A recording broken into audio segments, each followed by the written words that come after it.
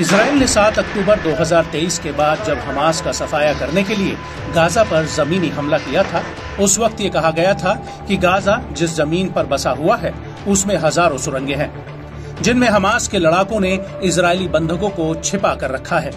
साथ ही वो अपने पूरे नेटवर्क को इन्हीं सुरंगों से ऑपरेट कर रहे हैं और इन सुरंगों को ध्वस्त कर पाना इजरायली सेना के लिए सबसे बड़ी चुनौती होगी। हालांकि अभी तक आईडीएफ गाजा के भीतर कई सुरंगों को तबाह कर चुकी है, लेकिन अभी भी कई ऐसी खुफिया सुरंगें हैं जो आईडीएफ की नजरों से दूर हैं।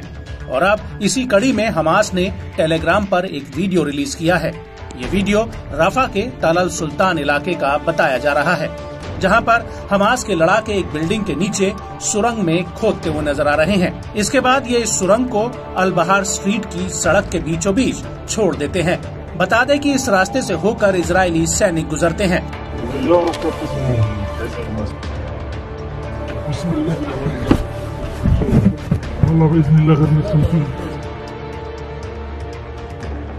और इस वीडियो में कुछ ही सेकंड के बाद इस सुरंग में जोरदार धमाका होता है।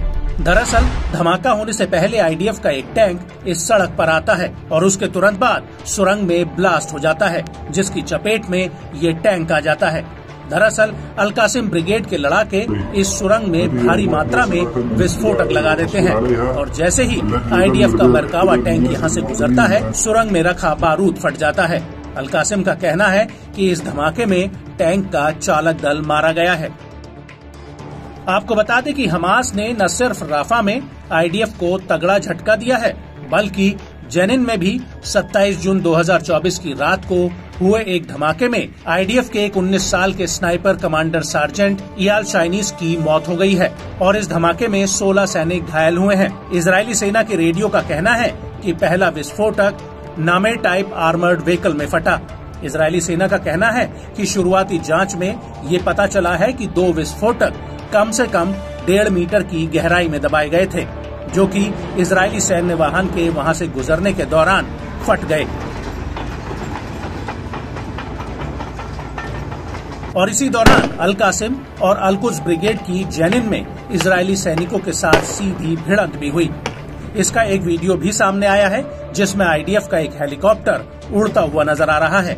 बताया जा रहा है कि यह हेलीकॉप्टर आईडीएफ के घायल जवानों को लेकर जा रहा था, जो उत्तरी जेनिन में हुए बम धमाके में घायल हुए थे।